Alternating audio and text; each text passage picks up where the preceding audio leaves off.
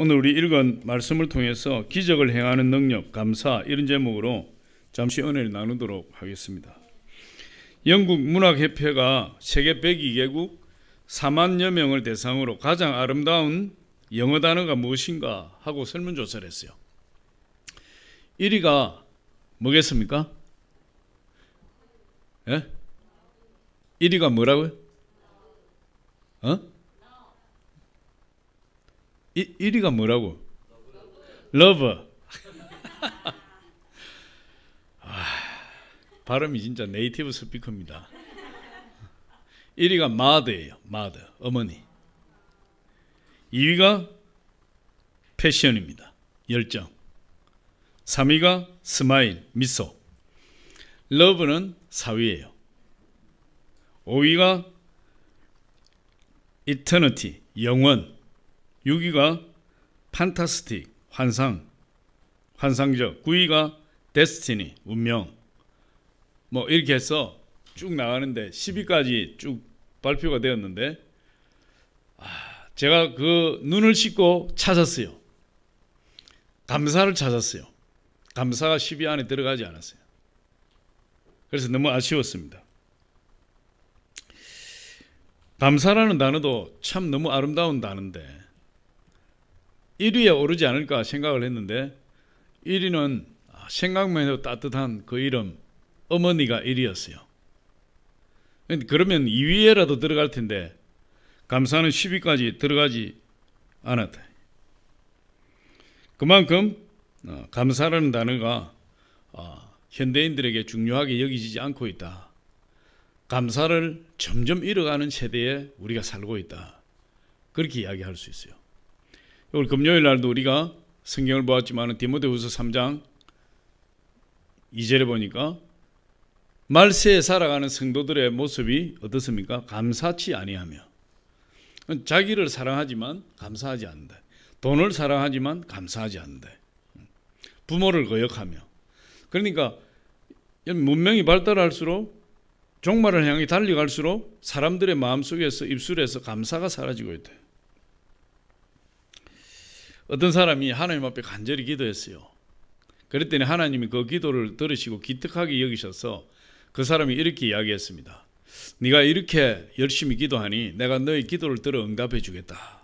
네 소원을 3가지만 말해라. 내가 다 들어주마. 그래서 이 사람이 그 하나님의 응답을 받고 내가 3가지를 무엇을 말씀을 드리지? 3가지 다 응답해 주신다는데 그래서 생각난 것이 첫 번째가 뭐냐면 자기 마누라를 죽게 해달라는 거예요. 하나님 우리 마누라 좀 죽게 해주세요 이랬어요. 그랬더니 하나님 알았다 하고 자기 부인을 죽게 만들었습니다. 그래서 장례식장에 장례를 치르는데 문상객들이 막 와서 그렇게 슬피 울어요. 아이고 울면서 이 사람이 그렇게 착한 사람이고 참 남을 도우는 사람이고 희생적인 사람인데 어떻게 이런 사람이 일찍 세상을 떠날 수가 있냐고 그렇게 슬퍼하고 통곡해요. 문상 오는 사람들마다 그렇게 울면서 이 사람이 살아있을 때 남들이 알게 모르게 행했던 많은 선행들이 있는데 어떻게 이렇게 아까운 사람을 하나님께서 먼저 데려가셨을까 하면서 자기 일처럼 안타까워하고 막 우는 거예요. 그래서 이 사람이 가만히 생각해 보니까 자기 부인을 가만히 생각해 보니까 자기 부인을 빨리 하나님 죽게 해달라고 기도했지만 자기 부인이 죽어서는 안 될 사람 같아. 그래서 하나님 앞에 다시 기도했어요. 하나님 제 부인 다시 살아나게 해주세요. 그렇게 해서 하나님이 살려주셨다는 거예요. 그래서 이제 2가지를 썼어요. 죽게 해달라고 1가지 써버리고 살려달라고 해서 또 써버리고 1가지가 남았는데 무슨 소원을 내가 하나님 앞에 아뢰어야지 도대체 생각이 안 나는 거예요. 그래서 하나님 앞에 직접 물어보기로 했어요. 하나님이 응답하신다는 소원이 1가지가 남았는데 제가 무슨 소원을 하나님 앞에 간구하면 좋겠습니까? 그랬더니 하나님이 이렇게 대답을 하셨어요. 지금 받은 은혜에 감사하는 마음을 달라고 기도해라. 그래서 이분이 하나님 저에게 감사하는 마음을 주세요. 감사하는 마음을 주시옵소서 이렇게 기도했더니 하나님이 그 사람 마음속에 감사하는 마음을 주셨는데 이 사람이 그때부터 감사의 사람으로 변화된 거예요. 자기 부인이 살아난 것도 감사하고, 그리고 하나님 베풀이 주신 은혜를 생각할 때 감사하고, 이 사람이 완전히 감사의 사람으로 변화되었는데, 시간이 지나면서 하나님이 이 사람에게 감사의 사람으로 변화되고 난 이후에 엄청난 축복을 주셨다는 거예요. 여러분, 감사하는 사람에게는 마귀도 손을 못 대요. 저 여러분 항상 감사하는 사람 돼야 될 줄 믿습니다. 여러분, 시편 95편 2절에 보니까 우리가 감사함으로 그 앞에 나아가며 시를 지어 즐거이 그를 노래하자, 이렇게 말씀하고 있어요. 감사는 하나님을 영화롭게 하는 거예요. 감사는 기적을 일으키는 능력이 있어요. 여러분, 불평하면 마음이 슬퍼지고 불행해져요. 근데 감사하면 항상 우리 마음이 기쁘고 즐겁고 행복하게 돼요. 그래서 우리 입술로 감사할 때 우리 인생이 변하게 돼요. 할렐루야. 원망하고 불평하면 우리 인생이 멸망의 길로 달려가는 것이에요. 하나님께서는 우리에게 범사에 감사하라, 이렇게 명령하셨어요. 하나님 우리를 축복하시기 위해서는 우리가 감사하는 사람이 돼야 돼요. 그래서 하나님 범사에 감사하라. 범사라는 건 뭐라 그랬죠? 좋은 일이나 나쁜 일이나 슬픈 일이나 기쁜 일이나 어떤 환경 하에서도, 어떤 조건 하에서도, 아무리 고난과 슬픔이 다가온다 할지라도 그런 여건을 보지 아니하고 하나님 앞에 감사하는 신앙, 그것이 범사에 감사하는 신앙이에요. 근데 하나님 그렇게 우리에게 명령하신 거죠. 범사에 감사해라. 손해가 되고 나쁜 일이 다가오고 슬픈 일이 다가올 때, 그때 우리 하나님을 생각하며 하나님 앞에 감사하는 사람은 신앙이 좋은 사람이고 용기 있는 사람이고 하나님의 축복을 받는 사람이에요. 살아가면서 우리 감사할 것이 얼마나 많은지 몰라요. 원망하고 불평하기 시작하면 원망하고 불평할 일이 가득하고, 우리가 감사할 것을 생각하고 감사하기 시작하면 감사할 것이 가득하고, 우리가 어떤 것을 선택하느냐, 그건 우리에게 달린 것이에요. 할렐루야. 오늘 추수감사주일이에요. 우리나라는 11월 셋째 주일날 날을 정해서 하나님 앞에 감사해요. 오늘이라도 여러분 마음껏 감사하시기 바랍니다. 근데 오늘만 감사하면 안 되죠. 오늘을 기점으로 해서 여러분 남은 여생에, 평생에 감사하는 축복의 사람이 되시기를 바랍니다. 오늘 추수감사절에 대해서 한번 알아보려고 하는 첫 번째로 추수감사절 유래예요. 성경적인 유래를 보면 이스라엘 백성들이 430년 동안 애굽에서 종살이 했습니다.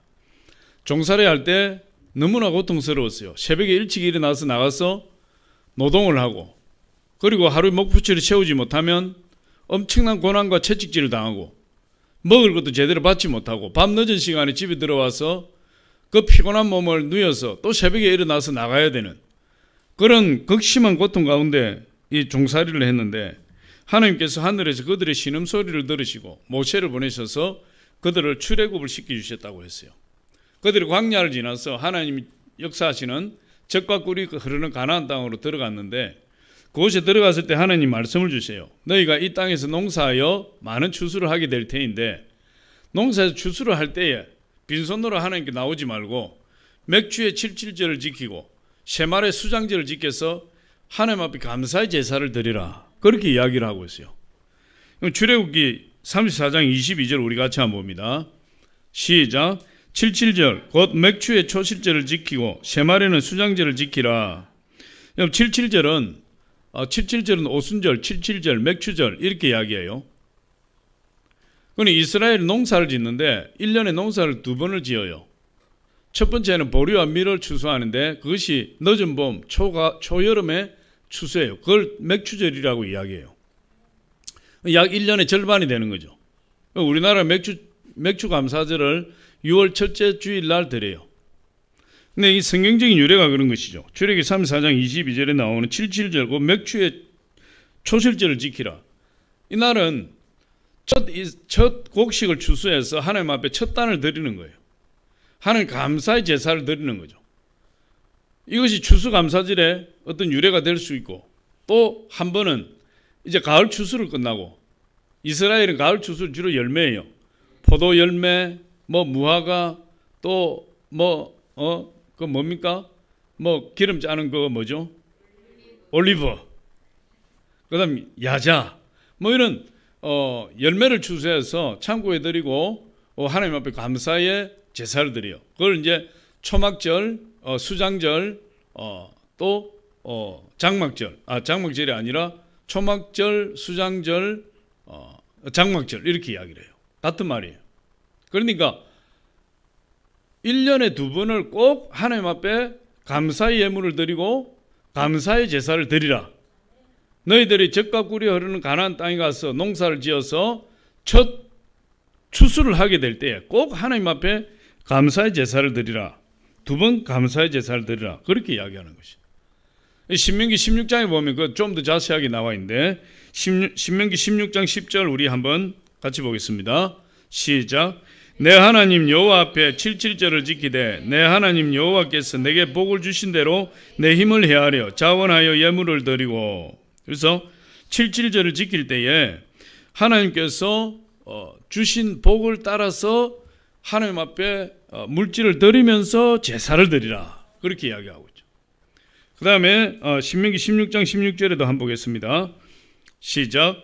너희 가운데 모든 남자는 1년에 3번 곧 무교절과 칠칠절과 초막절에 내 하나님 여호와께서 택하신 곳에서 여호와를 배웁되 빈손으로 여호와를 배웁지 말고 이렇게 명령하고 있어요. 그러니까 무교절은 6월절이죠. 이 무교절은 추수감사절은 아니에요. 무교절은 6월절인데 우리를 구원하신 은혜에 감사해서 드리는 제사예요. 그때도 예물을 준비해서 하나님께 드리라. 그 다음에 77절 아까 이야기했죠. 밀과 보리를 추수해서 하나님 앞에 드리는 제사. 그 다음에 수장절, 초막절, 수장절이라고 그랬죠. 초막절, 수장절, 장막절 같은 말이에요. 이 초막절, 수장절에는 또 새말에 드리는 가을 추수가 다 끝난 다음에 하나님 앞에 주신 은혜를 따라서 빈손으로 배웁지 말고 하나님 앞에 예물을 드리며 제사를 드리라. 이렇게 이야기를 하고 있어요. 그래서 1년에 추수감사 예배는 2번을 드리는 2번. 꼭 하나님 앞에 나가서 1년 동안 베풀어 주신 그 은혜에 감사함으로 빈손으로 나오지 말고 하나님께서 복을 주신 대로 힘을 다하여 자원하는 예물을 드리며 하나님을 예배하라. 그것이 추수감사절의 성경적인 유래예요. 그래서 우리도 한 해 동안 베풀어 주신 그 은혜, 우리도 지난 6월 첫째 주에 맥주 감사절을 드렸죠. 그리고 11월 셋째 주에 추수감사 예배를 하나님 앞에 드리는 것이에요. 그렇게 하나님께 감사하게 될 때 하나님께서는 기뻐 받으시고 축복으로 갚아주시고 창고에 곡식 가득하게 해주시고 포도주 틀에 포도주가 넘치게 해주시겠다. 이렇게 약속하고 있어요. 잠언서 3장 9절로 10절 우리 같이 한번 읽어봅니다. 시작. 내 재물과 내 소산물의 처음 익은 열매로 여호와를 공경하라. 그리하면 내 창고가 가득히 차고 내 포도즙 틀에 새 포도즙이 넘치리라. 그랬어요. 그래서 감사로 제사를 드리는 자가 나를 영화롭게 하니 그 행위를 옳게 하는 자에게 내가 하나님의 구원으로 보이리라. 감사로 제사를 드리는 자를 뭐라고 이야기합니까? 나를 영화롭게 한다. 그 행위를 옳게 하는 자다.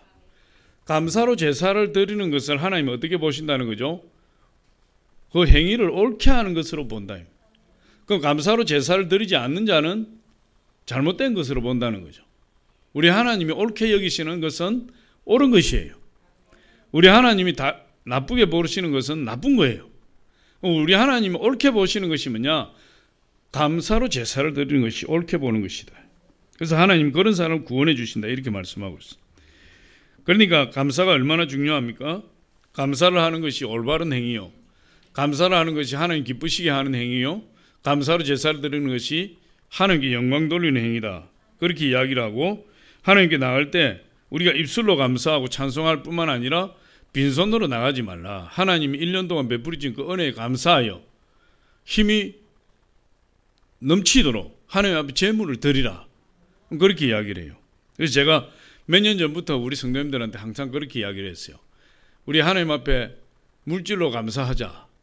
물질로 감사하자. 제가 왜 그런 말씀을 드리냐면 추수감사절이 되어도 예물의 변화가 하나도 없어요. 제가 개척을 하고 10년 동안 보니까 예물의 변화가 하나도 없어요. 평소처럼 똑같이 예물 드리는 거예요. 그래서 이거 추수감사절 날 하나님 앞에 감사하는데 예물의 변화가 없고 매주 드리는 그 헌금을 그대로 드리는 건 이건 좀 아니다. 어떤 설교를 듣다가 어떤 목사님 그런 이야기를 해요. 하나님 앞에 추수감사 예배를 드리는데 우리가 물질로 하나님 앞에 감사하는 것을 뭐 평가하는 것은 뭐 하지만 우리가 하나님이 우리를 구원해 주시고 지금까지 우리를 먹여 주시고 입혀 주시고 축복해 주신 그 은혜를 생각할 때 하나님 앞에 감사하는데 하루에 1,000원을 감사하지 못하겠느냐?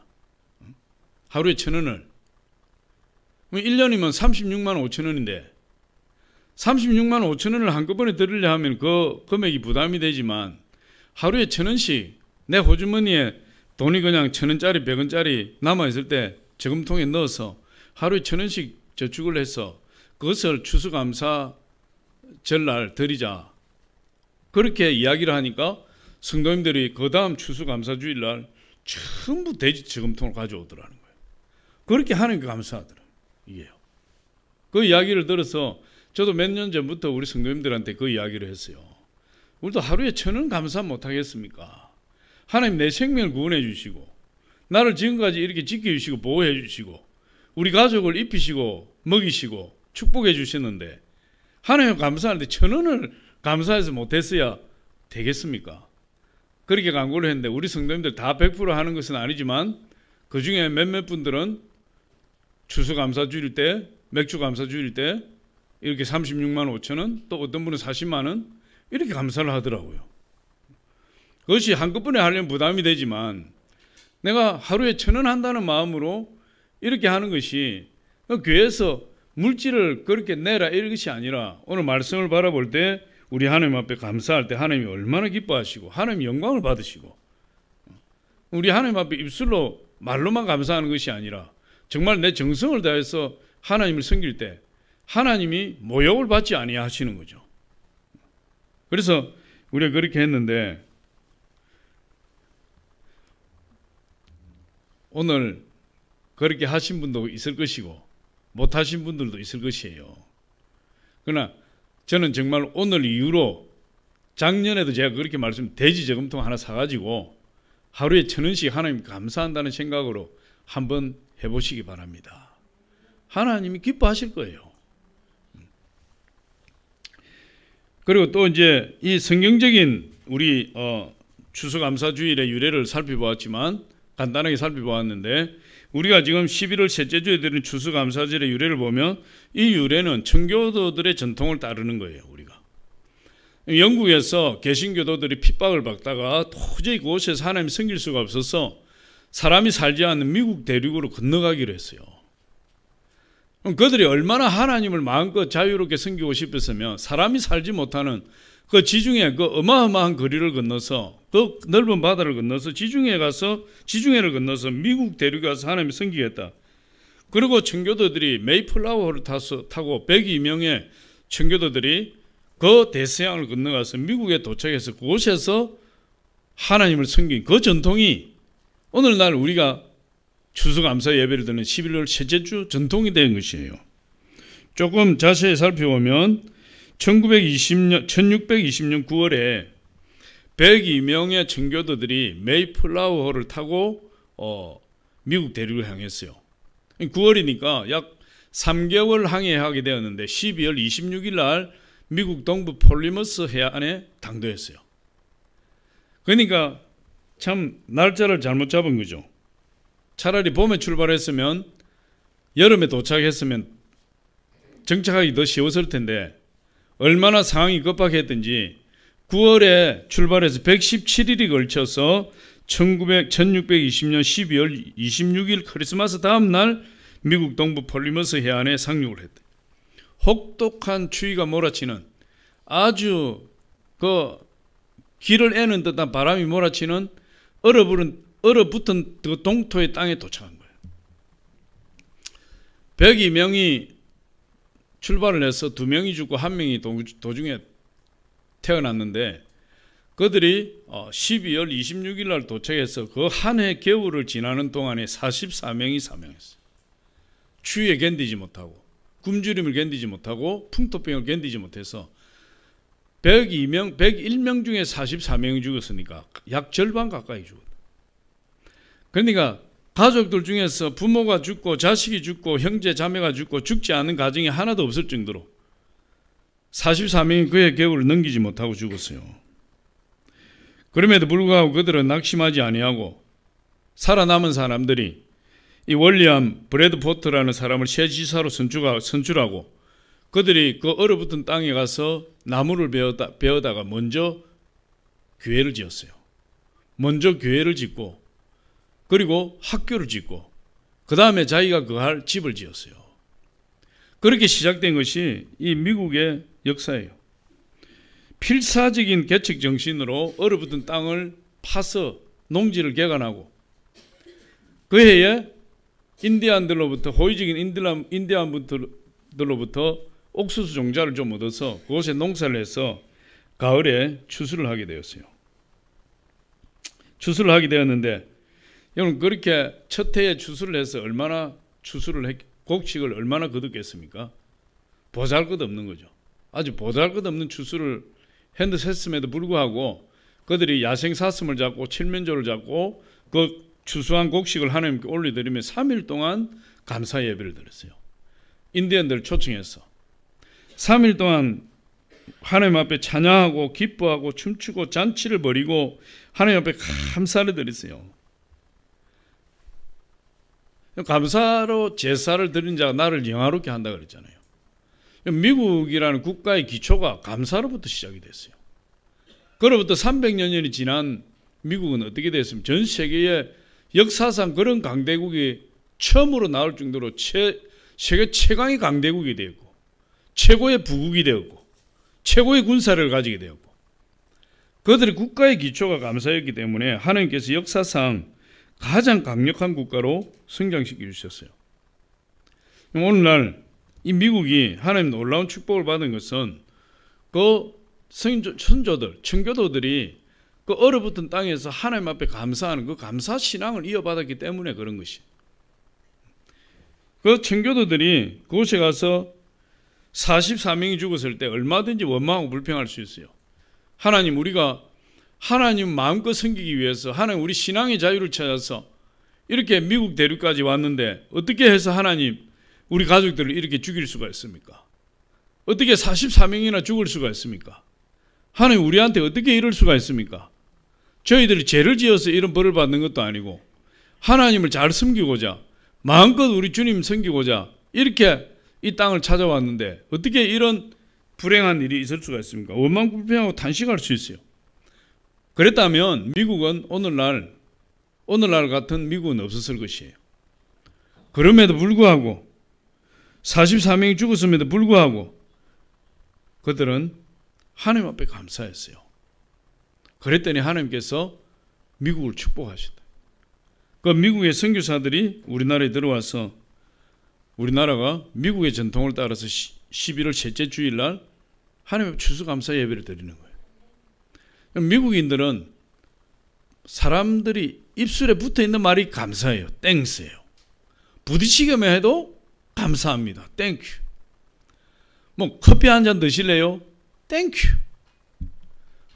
뭐 차 한 잔 드실래요? 아니요, 됐습니다. 우리는 아니, 됐습니다. 미국 사람들이 no thank you, no thank you. 뭐든지 땡큐예요. 뭐든지 감사해요. 할렐루야. 자기 청교도 선조들의 신앙 전통을 이어받았기 때문에 이래나 말에나 범사에 감사하는 것이 습관이 되었어요. 이렇게 해도 감사합니다. 저렇게 해도 감사합니다. 지하철에서 부딪혀도 죄송합니다. 감사합니다. 차를 거절해도 아니요. 감사합니다. 뭐든지 감사해요. 하나님 축복하실 수밖에 없는 그런 민족이에요. 두 번째 우리가 한번 살펴볼 것은 우리가 일상에서 감사의 조건을 찾아야 돼요. 미국의 30대 대통령 켈빈 쿨리지라는 분은 이렇게 이야기했어요. 가장 축복받은 사람이 되려면 가장 감사하는 사람이 되라. 이렇게 이야기를 했어요. 내가 하나님으로부터 뭘 많이 받았기 때문에 감사하는 것이 아니라 내가 감사하기 때문에 하나님이 나를 축복하신다. 우리가 감사하려고 생각만 할지라도 감사의 조건을 얼마든지 찾아낼 수 있어요. 하나님께서 하늘을 지으시고 땅을 지으시고 하늘과 땅과 바다와 그 가운데 모든 것을 다 창조하시고 그것을 우리에게 주셨다고 말씀하셨어요. 우리 보고 다스리라고 말씀하셨고 정복하라고 말씀하셨고 공중의 새와 땅에 기는 모든 것과 식물과 열매 맺는 채소와 바다의 모든 고기들을 다 우리에게 주셨다. 얼마나 감사합니까? 하나님께서 우리 사람들이 주신 것들을 생각하면 감사가 그칠 수가 없어요. 하나님이 공기를 주셨어요. 여러분 여러분 숨 쉬는데 세금 냅니까? 근데 만약에 숨을 못 쉬면 우리 5분이면 죽어요. 이 귀한 여러분 공기 중에 산소를 하나님이 값없이 우리에게 주신 거예요. 하나님 또 태양을 주셨죠. 여러분 햇빛을 쬐지 못하면 이렇게 되면 비타민 D가 부족해서 사람들이 제대로 살 수가 없어요. 식물이 살 수가 없어요. 열매를 맺을 수가 없어요. 알곡을 맺을 수가 없어요. 하나님이 태양빛을 주셔서 우리에게 필요한 모든 것을 다 공짜로 주셨어요. 물도 공짜로 받았고요. 우리가 살고 있는 땅도 공짜로 받았고요. 우리 하늘의 맑은 하늘도 하나님이 공짜로 펼쳐주셨고 우리가 감사의 조건을 찾으려고 하면 한도 끝도 없는 것이에요. 우리가 누리는 이 세상의 모든 것들이 우리가 노력해서 얻은 것은 하나도 없어요. 전부 하나님이 그냥 우리에게 주신 거예요. 어떤 사람은요 아침에 출근하고 저녁에 퇴근하는데 그것이 짜증나고 귀찮고 힘들어서 그런 출퇴근하는 그 일을 탈출하고 싶어 해요. 하지만 그것도 감사할 것이 병원에 있는 사람들, 요양병원에 있는 사람들이 창문을 통해서 출퇴근하는 사람들을 바라보며 얼마나 부러워하는지 몰라요. 나도 저렇게 한번 출퇴근했으면 좋겠다. 아침에 출근하고 저녁에 퇴근했으면 좋겠다. 그런 분들이 얼마나 많은지 몰라요. 우리 인체만 보더라도 하나님이 우리에게 베푸신 은혜가 놀랍기만 한 거예요. 우리 인체를 신모막측하게 지으셨다. 할렐루야.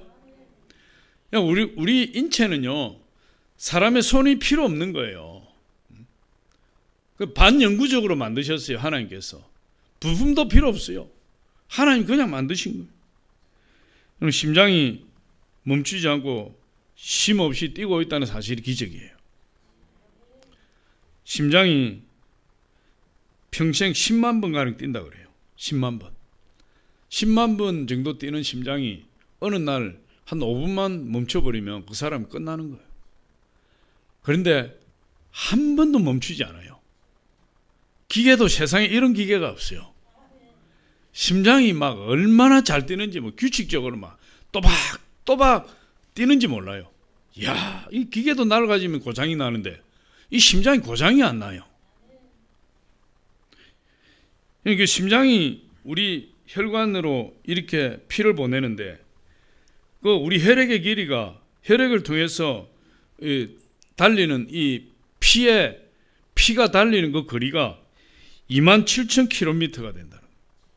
하루에 27,000km가 막 심장에서 피를 뽑아내는데 그 피들이 막 온 혈관, 모세 혈관을 돌아다니면서 막 우리 몸을 활력 있게 만드는 거예요.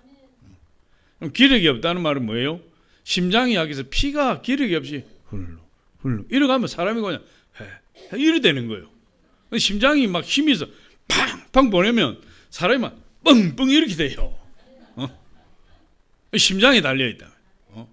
피가 깨끗하고 심장이 튼튼해서 팍팍 밀어주면 청년이 독수리 날개치면 얼른 강건하게 되고 걸어가 달려가 피곤치 않고 곤지 않게 되고 막 활력이 넘쳐서 막 산을 뛰어다니는 거예요.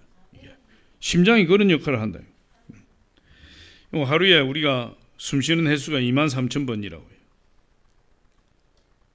그런데 우리가 심장이 그렇게 뛰어도 피가 그렇게 빨리 돌아도 우리가 호흡을 2만 번 넘게 해도 우리는 그걸 자각하지 못할 때가 많이 있어요. 누가 그렇게 하시는 거죠? 하나님 그렇게 하고 계신 거예요. 우리 생명을 그렇게 유지시켜주고 계시는 거예요. 사람이 일부러 수고해서 숨쉬고 심장이 뛴다 그러면 얼마나 괴롭겠어요. 아무 일도 못하고 심장 뛰는데 온 일생을 다 보낼 거예요. 호흡하는데 온 일생을 다 보낼 거예요. 어떤 분들은 보니까요, 자가호흡이 안 돼. 자가호흡이 안 되니까 이 산소호흡기를 폐 깊숙이 집어넣고 입 주변을 테이프로 다 봉해버리고 미이라처럼 이렇게 그 기계만 그냥 왔다 갔다 해요. 죽은 사람처럼. 그런데 하나님이 저와 여러분 하루에 23,000번 이상 숨을 쉬는데도 불구하고 그것도 느끼지 못할 정도로 하나님이 우리를 그렇게 만드셨대. 얼마나 감사해요. 이 모든 것들이 조그만 차질이 생겨도 우리 건강에 문제가 생기고 우리가 사람 구실을 하지 못하는 그렇게 되는 거예요. 병원에서 산소호흡기를 사용하는 비용이 하루에 30에서 40만 원 든다 그러잖아요. 우리가 일생 동안 산소호흡기를 꽂아서 산소를 사서 생명을 유지한다 그러면 저와 여러분 가지고 있는 논밭을 다 팔아도 집을 다 팔아도 숨 쉬는데 다 들어가도 돈이 모자라서 숨을 쉴 수가 없어요. 그런 귀한 산소를 하나님이 우리에게 공짜로 주셔서 우리가 마음껏 숨쉬고 호흡하고 숨쉬고 호흡하는지도 모르는 상태로 우리가 활동하고 살아가고 직장을 다니고 사업을 하고 공부를 하고 있으니 얼마나 감사합니까? 이런 말할 수 없는 감사가 감사할 수 있는 조건이 있는 것이. 감사에 대해 이유에 대해 제가 전에도 한 말씀드렸지만은 이런 글이 있어요. 지금 당신 집에 전기가 들어온다면 세상에 전기 혜택 없이 사는 20억이 넘는 사람들보다 더 감사할 이유가 있는 사람입니다. 당신의 집에 식수 시설이 되어 있다면 그렇지 못해 아무 물이나 마시는 10억이 넘는 사람들보다 더 감사할 이유가 있는 사람입니다. 당신이 하루에 1,000원 이상으로 생활하고 있다면 1,000원 미만으로 살고 있는 12억 명의 사람들보다 더 감사할 이유가 있는 사람입니다. 당신이 하루에 한 끼를 따뜻한 음식을 먹을 수 있다면 8억 명의 영양실조로 고통받는 사람들보다 감사할 이유가 있는 사람입니다. 오늘 아침 일어났을 때 당신의 몸이 건강하다면 당신은 이번 주를 넘기지 못할 100만 명의 환자들보다 더 감사할 이유가 있는 사람입니다. 한 번도 전쟁의 위험이나 수용소의 외로움, 고문의 고통, 굶주림의 쓰라림 등을 경험하지 못했다면 당신은 5억 명의 사람들보다 더 감사할 이유가 있는 사람입니다. 체포, 학대, 고문, 협박 그리고 죽음의 두려움 없이 교회에 나갈 수 있다면 당신은 이 세상의 30억의 사람들보다 더 감사할 이유가 있는 사람입니다. 만일 당신의 냉장고에 음식이 있고 당신의 몸에 옷이 걸쳐져 있다거나 잠을 잘 수 있는 집이 있다면 이 세상 사람들의 75%보다 더 감사할 이유가 있는 사람입니다. 당신의 계좌에 그리고 지갑에 약간의 돈이 있고 어딘가 작은 접시에 동전을 모아 놓았다면 이 세상의 8%에 드는 감사할 이유가 있는 부자입니다. 두 부모가 아직 살아계시고 지금 혼자가 아니란 복이 드물게 감사할 이유가 있는 사람입니다. 이 글을 읽고 있는 당신이 축복받은 존재라는 것을 알게 된다면 글을 읽을 줄 모르는 이 세상의 20%의 사람들보다 더 감사할 이유가 있는 사람입니다. 우리가 감사의 조건을 우리 주변에서 찾자면 한도 끝도 없는 것이에요.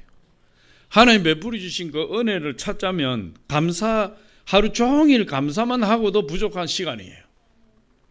스펄전 목사님이 이렇게 해요. 촛불을 주신 하나님께 감사하면 전등불을 주시고 전등불을 주신 하나님께 감사하면 달빛을 주시고 달빛을 주신 하나님께 감사하면 햇빛을 주시고 햇빛을 주신 하나님께 감사하면 햇빛도 필요 없는 영원한 하나님 나라의 영광스러운 빛을 주신다. 할렐루야. 감사를 하는 사람은요 자꾸만 감사할 거리가 늘어나요. 불평을 하는 사람은요 자꾸만 불평거리가 늘어나요. 감사는 하면 할수록 감사할 수 있어요. 오늘 이렇게 추수감사주일날 교회 나와서 하나님께 감사할 수 있는 것이 얼마나 감사합니까? 오늘 이 자리에 나오고 싶어도 나오지 못해서 병원에서 투병하고 있는 수많은 사람들이 있어요. 몸이 아파서 체제가 달라서 핍박을 받아서 교회 나오지 못하는 사람들에 비하면 우리가 얼마나 행복하고 감사합니까? 우리 일상을 통해서 감사하려고 하면 얼마든지 감사할 수 있어요. 오늘부터 저와 여러분 입술에 원망 불평을 제해버리고 하나님 앞에 감사의 입술이 되시길 예수 이름으로 축원합니다. 세 번째로 보니까 감사하면 기적이 일어난다는 거예요. 사람들은 돈이 많으면 행복할 것이라고 생각해요. 또 건강하면 행복할 것이라고 생각해요. 그러나 불행한 이유는 돈이 없어서, 건강이 좋지 않아서 불행한 것이 아니에요. 자신의 주어진 상황에서 감사할 조건을 찾아 감사하지 못하기 때문에 불행한 것이. 아무리 내 환경이 힘들고 내 몸이 좋지 않고 내 소유가 없다 할지라도 행복하다고 느끼는 사람은 감사가 풍성한 사람이에요. 감사할 줄 아는 사람은 환경을 돌파할 수 있어요. 할렐루야. 존 밀러라는 사람은 이렇게 이야기했어요. 사람이 얼마나 행복한가는 그 사람이 감사의 깊이에 달려있다. 감사의 깊이가 그 사람을 행복하게 만드는 척도예요.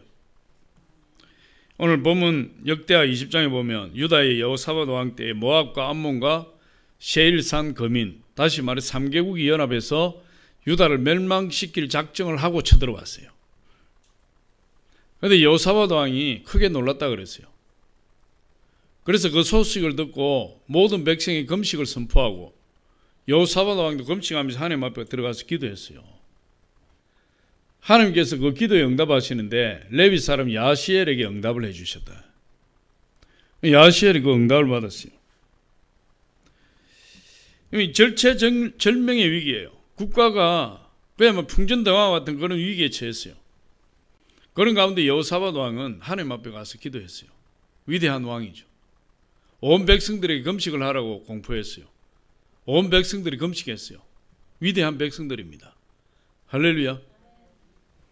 근데 하나님께서 응답해 주셨어요. 그 응답해 주셨는데 그때부터 반전이 일어나기 시작했어요. 여호사밧 왕은 이 국가의 위기 상황 가운데 참으로 기이한 방법으로 전쟁에 나가요. 하나님 응답하신 방법으로 나가는 거죠. 그럼 전쟁에 나가면 군대가 정렬을 하고 총칼을 들고 그리고 고함을 지르면서 군가를 부르면서 이렇게 나가야 되는데 이 유다의 이 군인들은 전쟁에 어떻게 나가느냐, 군대 앞에 레위인 찬양대를 세웠어요. 레위인 찬양대를 세워서 이 레위인 찬양대를 전부 성가대복을 입고 하나님을 찬양하며 노래를 부르며 하나님을 감사하며 나갔다 그랬어요. 우리 오늘 21절을 우리 같이 한번 읽어보겠습니다. 본문 21절 시작. 백성과 더불어 의논하고 노래하는 자들을 택하여 거룩한 내복을 입히고 군대 앞에서 행진하며 여호와를 찬송하여 이르기를 여호와께 감사하시에 그의 인자하심이 영원하도다 하게 하였더니, 거룩한 예복, 다시 말해 성가대복을 입히고 이스라엘 군대 앞에서 성가대복을 입은 레위 사람 찬양대가 모압과 암몬과 세일산 거민 3개 연합군이 진을 치고 있는 그 진영을 향해서 노래를 찬양을 하면서 내려갔다. 찬양을 하면서. 그 찬양의 내용이 뭐라는 거죠? 여호와께 감사하시에 그의 인자하심이 영원하도다. 하나님 앞에 감사의 찬양을 드렸어요. 그게 있을 법한 일입니까? 놀라운 일이죠. 그런데 그렇게 했을 때 하나님께서 역사하셔서 기적을 일으켜 주신다. 하나님을 찬양하고 전쟁터를 향했는데 놀라운 기적이 일어나는데 모압과 암몬과 세일산 연합군이 한 곳에 진을 치고 있는 그곳에 하나님 복병을 두셨다 그랬어요. 그 복병은 실체가 없는 존재예요. 그 복병을 두니까 어떤 일이 일어나느냐, 이 적군이 서로 자중질환이 막 일어나기 시작해요. 서로를 못 믿기 시작해요. 그래서 모압과 암몬이 의논을 해요. 저 세일산 저놈들이 우리를 배반할 것 같은데 저놈부터 먼저 죽이자. 그래서 모압과 암몬이 연합을 해서 자기들 연합군 중에 한 국가인 세일 군인들을 다 쳐서 죽여버렸어요. 그렇게 전멸시켜 놓고 나니까 서로가 이제 믿을 수가 없어요. 모압은 암몬을 믿을 수 없고 암몬은 모압을 믿을 수 없고, 그래서 틈을 노리고 있다가 이 두 군대가 붙어서 서로를 치고 받고 때리고 맞고 죽고 죽이고 다 죽어버렸어요. 어떨 때 유다의 백성들이 찬양대를 앞세우고 하나님께 감사하시에 그 인자하심이 영원함이로다 찬양하면서 적진을 향해 내려가니까 하나님 그 적진을 교란시키는데 그들이 서로 치고받고 죽이고 죽고 다 죽어버렸어요. 기가 막힌 일이 일어난 거예요. 오늘 22절부터 24절 말씀 같이 하면 22절부터 23절 같이 한번 읽어봅니다. 시작. 그 노래와 찬양이 시작될 때 여호와께서 복병을 두어 유다를 치러 온 암몬 자손과 모압과 세일산 주민들을 치게 하심으로 그들이 패하였으니 곧 암몬과 모압 자손이 일어나 세일산 주민들을 쳐서 진멸하고 세일 주민들을 멸한 후에는 그들이 서로 쳐 죽였더라. 유다 군대는 칼 한 번 휘두르지 않고 차 한 번 찌르지 않았어요. 그들이 한 것은 오직 레위인 찬양대가 앞서 하나님을 찬양한 것밖에 없어요. 감사의 찬양을 부른 것밖에 없어요. 그런데 하나님께서 감사하는 그들의 찬양을 들으시고 유다의 대적들을 그냥 다 죽여버렸다. 전멸시켜버렸다.